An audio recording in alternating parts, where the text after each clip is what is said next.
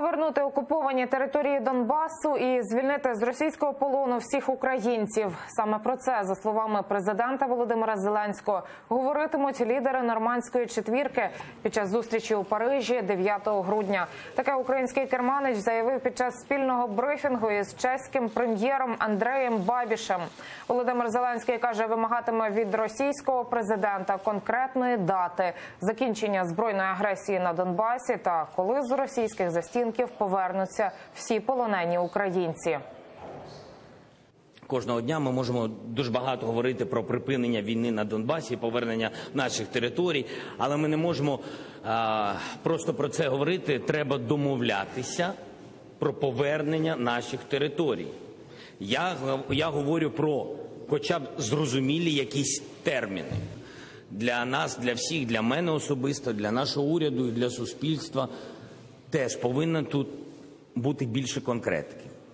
Ми хочемо всіх наших людей повернути додому, до їх сімей, до батьків.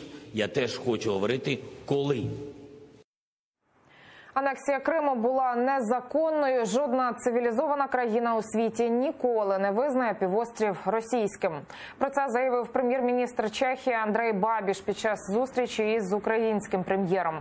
Також очільник чеського уряду сподівається, що 9 грудня на зустрічі нормандської четвірки сторони зможуть домовитися про мир на Донбасі, а не просто підписати чергову недієву угоду. Олексій Гончарук своєю чергою заявив, світ має об'єднатися, аби дати відсіч російській агресії. І найефективніший спосіб для цього – міжнародні санкції. Дуже важливо, щоб демократичні країни об'єднували свої зусилля для того, щоб в світі панував мир, щоб жодна країна не дозволяла собі за допомогою військової або інших гібридних форм агресії посягати на територіальну цілісність і суверенітет інших країн. Для нас таке єднання навколо і така чітка позиція Чеської Республіки як нашого партнера і союзника є дуже-дуже важливою. Ми впевнені в тому, що агресор завжди повинен отримувати такий відсіч, дуже чітку, рішучу позицію в вигляді санкцій, в вигляді інших дій.